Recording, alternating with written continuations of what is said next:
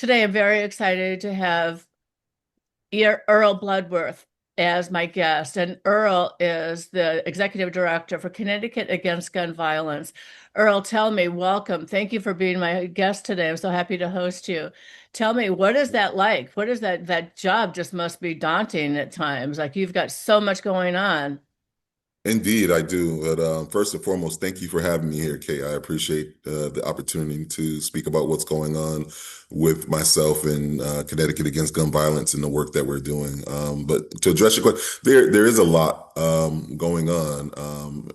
One brief fact that people may not know, CAGV is consisting of two bodies.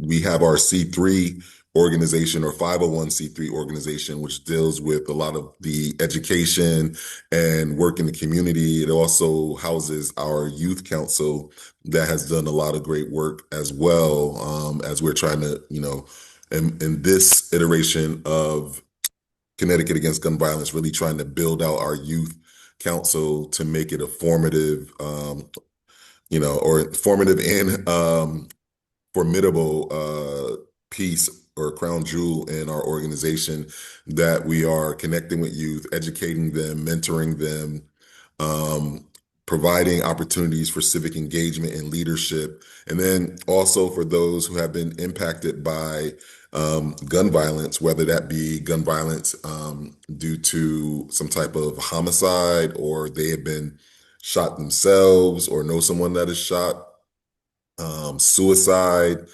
and or accidental death because of improper or lack of safe storage. That's a primary focus on our C3 side, is building up our youth coalition. And then we have another side, which is our 501c4 side, which is our policy and advocacy side of the organization, which is the function of going up to the Capitol and working with our state representatives and state senators to, formulate and then hopefully pass some legislation that keeps us all safe, regardless of whether you live in a rural area of Connecticut, urban area of Connecticut, or a suburban area of Connecticut. And then you tie into everything that's going on nationally. There is a lot. Well, thank you for that work. It sounds like it's education plus advocacy, and those are the two arms I think that are going to help to make a better world for us to all live in. Some people feel like you're safer if you have a gun, like, and that's kind of just like a loaded pistol right there, right? That statement right there.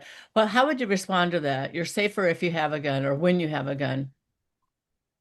You know, there are different opinions on that, and there are some people in our community and volunteers and supporters in our organization that feel that, there's no real time or situation that helps you be safer with a firearm. And then there are others in our community that feel the complete opposite, and feel more comfort in having a firearm. My personal opinion and the way I look at it, we are wanting people, if you're going to have a firearm, you should be trained and certified. Well, let's And talk about that, Earl, because I think that's just such an important point. Mhm. My husband and I hosted an exchange student from Japan, and the reputation that we have as the United States citizens, Americans, is that we all are gun owners. And he said, "Where's your gun?" And I said, I don't have a gun. Where's your husband's gun? We don't have guns. We don't have guns." And he wouldn't believe us. And, basically we kind of took him around the house and showed him all the places where a gun might be, and we didn't Mhm. have any. So interesting that that is our reputation. So It is. we It definitely, is. yeah, we definitely have the right to bear arms, right? We have the right to own guns. But tell me Mhm. about safety measures. What is the best thing that we can do as parents, as guardians, as citizens in our country, as far as guns are concerned? Yeah, and so with that being said, what I was stating, if you're going to have a firearm, you should be trained and certified. There are some that believe that certification should go on a rotating basis. It shouldn't be that you get your firearm and you have it, and then there's no other check-ins about certification. And then secondarily, there should be safe storage in the home. The firearm and the ammunition shouldn't be stored together. You should have a gun safe, and at the very least, a gun lock. And whether that's something that's biometric or you have to use a physical key or a combination, that should be in the home, and your children should not know or have access to that. Exactly. Um, So you're speaking though about the student that you have from Japan, in Japan to have a firearm, there is a rigorous certification process and also proof that you have to have safe storage in your home. nice, very nice. Also, I think that you point out the importance of checking in or having some kind of a monitoring system. So, I'm pretty stable now, but 20 years from now, I might have some senility or dementia or Mhm. something like that going on. Who knows, right? Who knows what the future Correct. holds? So who's to say that it's okay for me to have it now, but at some point there might be a need to be a check-in or some kind of a Mhm. process. Talk about that till we forget. Yeah, definitely. So in America, our population is roughly 300 million or more in the country. And we have the estimates are that we have nearly double that or more than double that in people that own firearms, or the amount of firearms that are owned by people, I should say. Say that So, again. We have more firearms than we have citizens. correct. Okay.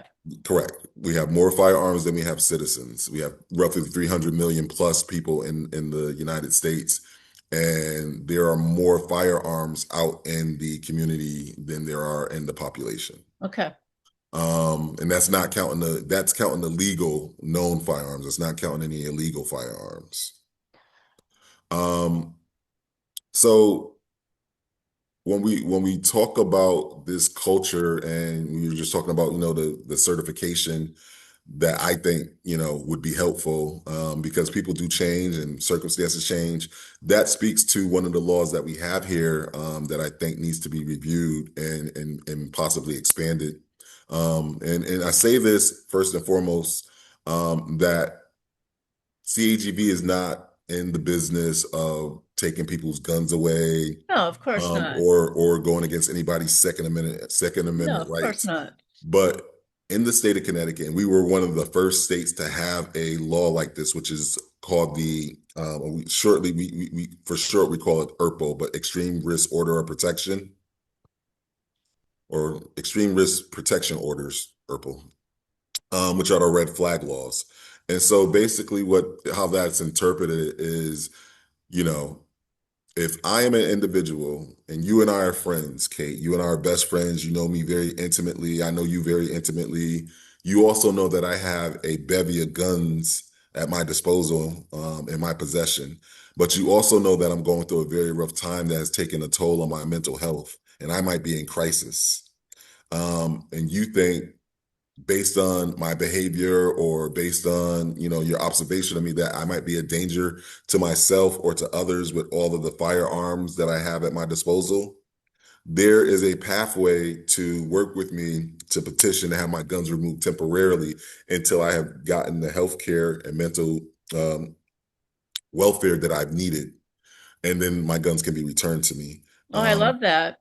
Yeah, and that law's been in the books for quite a while, but a lot of people are not aware of that. And that also falls in the instance of, domestic violence. If somebody is, a perpetrator of domestic violence and they own firearms and they might be a danger to their spouse or partner, that petition can be enacted through either the court systems or through the local police department. Oh, So, I love that because it's all about safety at the end of the day. If you absolutely. use a gun and if you like to do range shooting or whatever you like to do, whatever your sport is, Hmm.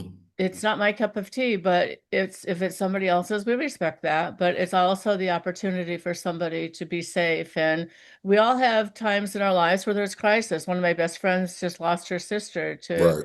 an ongoing illness. So, I worry about her right now. So, Hmm.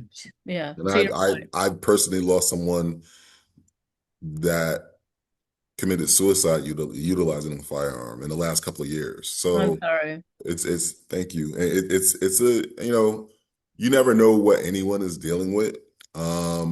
But when you add into the mix of having access to a firearm, it can be it can get tragic. Um, so there's a there's a lot of studies out there, and as you questioned earlier, does a firearm make you safer? Does it not? We can ad nauseum we can debate back and forth about that, but what we do know is that America has a unique situation unlike any other country in the world as it Truly. pertains to firearms. Well, I So, just printed out some of your fact sheets that you have on your website. And the number mhm, one is that the United States is the most dangerous country in the developed world when it comes to women and guns. Women here are 21 times more likely to be killed with a gun than women in other higher income countries. mhm. That's kind of an alarming statistic, I think, as a female. So I don't really like hearing that. Yeah, indeed. I said a moment ago where I had a family member that committed suicide. I also have an aunt who, God bless her, just turned 91 years old. Um, and for as long as I've been alive and I've known my aunt, she, um, as far as I knew, her leg, one of her legs had been amputated. I never knew the reason. But as I got older, I found out is that my uncle, through marriage, had abused my aunt and also shot her leg off. Oh my God. Oh. So, um, Yeah, and I was sharing with Jared earlier that I have had three children, lost my oldest to a gunshot wound. They told us at the time it was suicide, but we came to believe later that he was murdered. So mhm. had he not had a gun where he was living on his premise, then that probably wouldn't have happened. So I My think it's condolences. Thank you. And I think you hear tragic stories like that all the time. So, Yes, we do. you have broad shoulders that you're carrying all this weight with. So let's continue down the educational path because I'm on the Board of Education. So I really strongly like to know like what we can do, how we can inform people to be safe. Because if basically we can expect, like my Japanese student, exchange student, that everyone has a gun based on the statistics and numbers that you just gave me, I think we should almost all safely assume that any household you go into statistically might have a gun, right? Yeah, I mean, you can estimate that. It's not quite the case. There are literally households that do not, as you said yourself, that do not have guns. But on the other side of that is there are some households that have many, many, many, many guns. So And so knowing that, that kind of skews the numbers. right. No, I understand. So knowing that though, what are some things that we can do as parents just to talk to our children to say to the other parents, hey, let's have this conversation. It might be uncomfortable, but what do Yeah, you I go ahead? mean, one of the laws that we have in the state of Connecticut is Ethan's Law. And I don't know how familiar you are with Ethan's song and the songs, but that law is placed in a book about safe storage because their son Ethan went over for a play date to, a friend's home, and unfortunately, Ethan and his friend got access to the firearm that was in the house, and Ethan lost his life. Mm. That's a real story. And just here in my hometown of New Haven, a few months ago, an 8-year-old got access to an unsecured firearm and Mm. lost their life. Mm. You're right, it is a difficult conversation to have, but it's a conversation that needs to be had. There are laws in the book around safe storage, whether it's in your home or whether it's in your vehicle. Your firearm needs to be safely secured. Right. And if I am entrusting the safety of my child, my most precious possession, um, into the hands of family and or friends, having that conversation shouldn't be difficult. Exactly. And then tell me about background checks. I mean, if somebody decides that they want to go buy a firearm, what is the current status and what would you hope for it to look like?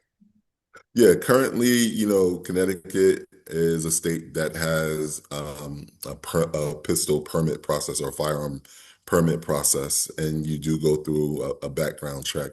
And to some people's consternation, it is a lengthy process. Mm, But I believe, it may sound cliche at this point, but a ounce of prevention is worth a pound of cure. absolutely. So to go through that, and as you said, again, not going against or trying to keep anyone's or amend or go against anyone's Second Amendment rights, but safety should be first, as we stated, and I believe probably throughout this conversation we'll reiterate that mantra that safety should be first. Safe and secure. And tell me about ghost guns, because I know that there's been some legislation around that. So Mhm. I guess we're skipping from 501(c)(3) to 501(c)(4 advocacy at the State House. Tell me Mhm. about what's going on with ghost guns. Yeah, Connecticut was also in the lead around formalizing legislation around ghost guns before it got prominent. And I guess that prominency came in the form of the use of a ghost gun to assassinate the CEO of the healthcare company last year. Mm, Is when I think the ideal or the prominence of a ghost gun came into the national zeitgeist. And so I had a couple of interviews regarding that. And basically, ghost guns are an item that allows an individual basically to manufacture a firearm utilizing newer technology that can, if not for some of our legislation, be unregulated and unknown to anyone and not logged into any system. You can just create it out of whole cloth, essentially your own weapon. mm. And how do you feel about that? I mean, you know, our country has a set of laws, and some of these laws have been in place for a very, very long time. And as we are aware, technology sometimes outpaces the legislation. Like, we wouldn't have legislation in place for cars that were attributed to horse and buggies. So why would we contain ourselves to just having laws on the books that pertain to legally manufactured firearms from a manufacturer that we wouldn't have in place for an individual that is becoming essentially a manufacturer of firearms themselves? Why would we let that go unlegislated and provide some type of tracking and safety and awareness around that? And then also some of these firearms, depending on how they're manufactured as ghost guns, aren't even detectable by some of our current technology Mm, that's mm, being used to detect firearms when people are entering in certain places that have, a metal detector. mm. It's fascinating. Yeah, when you think Uh, about it, going through uh, metal detectors and being able to slip past and slip through when you have that, that's pretty alarming. yeah, and then you also have the increased lethality of some of these weapons, which I'm still, getting my knowledge increase and enlighten.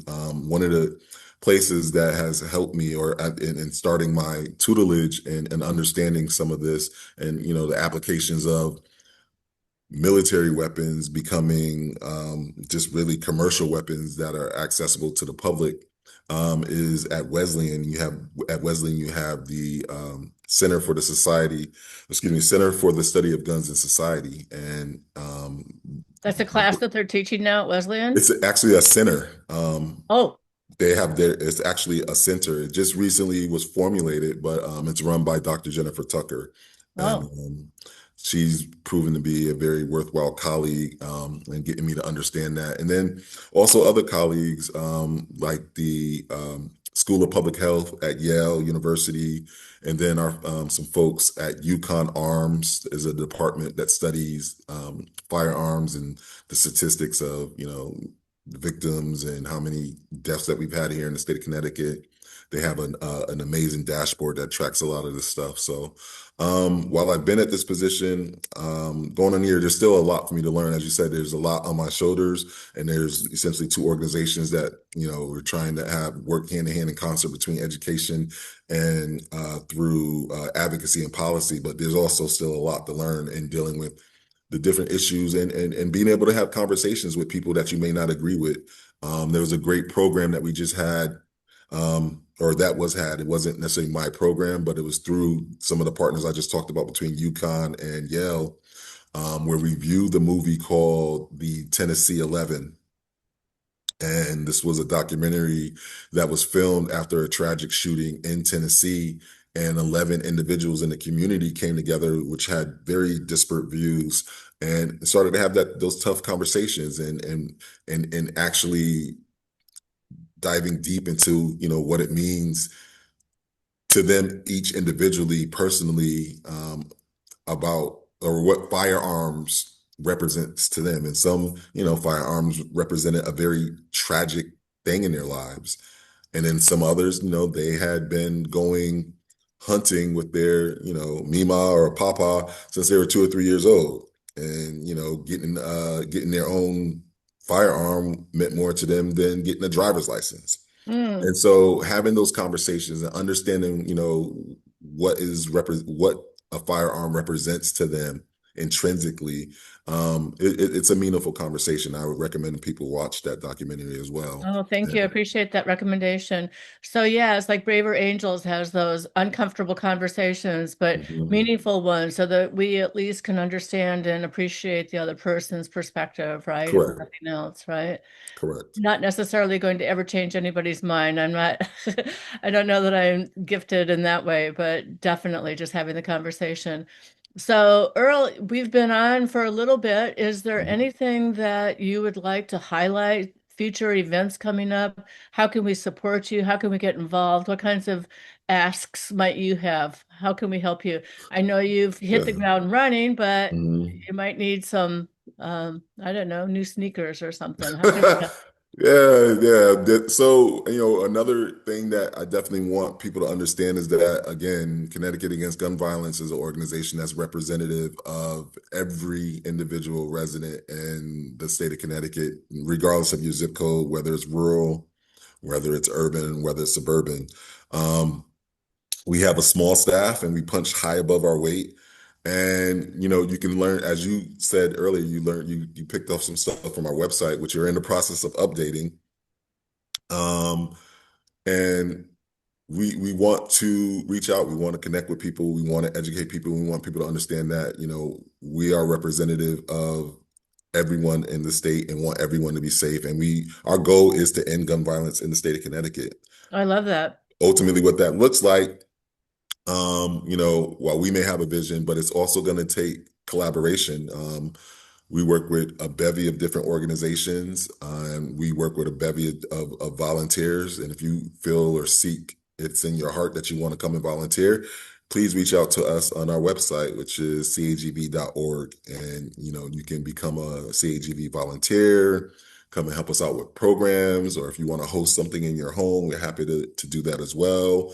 Or if you want help in connecting to your state legislature because you have something that's on your mind regarding guns and gun violence, in whatever form it might take, we're happy to help with that. And we are also very accepting of donations. And you can go Okay, to our okay. website for that. Those that may not know, our organization is primarily funded by private donations, some in the realm of between 90 to 95%, and then the rest are from grants and foundations. Mm, We mm. haven't been funded by the federal government, the state government, or municipal government, in most instances. And that also kind of falls in line to our advocacy work. We've advocated for funding in the budget, which currently is around $3.9 million per year of the biennium budget, but that goes to the Connecticut Department of Health and their Office of Violence and Injury Prevention. And then that money is disseminated out to various grassroots organizations and community-based organizations in the community. And we are not one of those organizations. So Mm. Unfortunately. Mm. It is what it is, but we've been doing what we can, as I said, with our with personal and private donations and seeking grant and foundation funding. But again, the work that we do and contribute to the community is also of the community. We have a lot of volunteers throughout the state that come and support us and help us. One of the events that I'm super proud of that we have upcoming is an event called Enough. It's a national event. It's going to take place October 6th.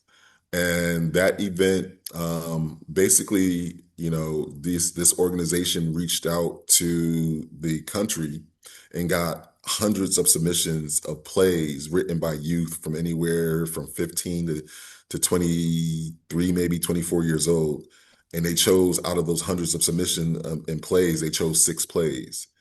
And on October 6th, there are going to be 70 cities throughout the country that are going to perform these 6 plays. And our organization has put together an ensemble of young folks to perform these 6 plays. Where's that going to be?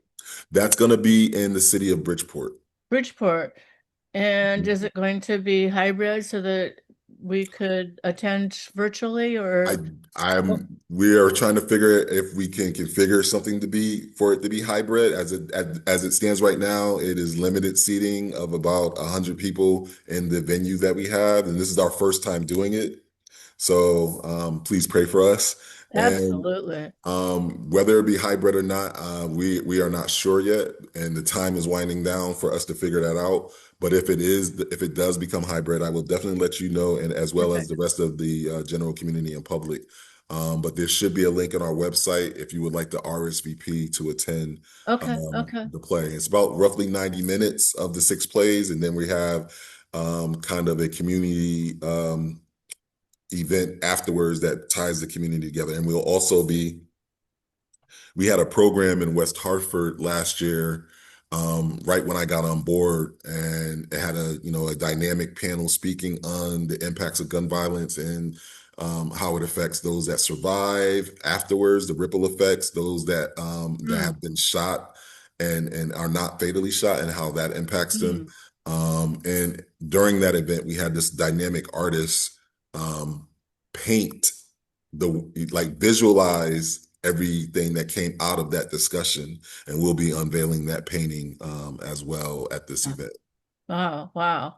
Well, I will certainly see if I'm available because that would be an amazing opportunity for me to see that. I think to your point, it's so important that you bring the emotional component of what that loss feels like, Hmm.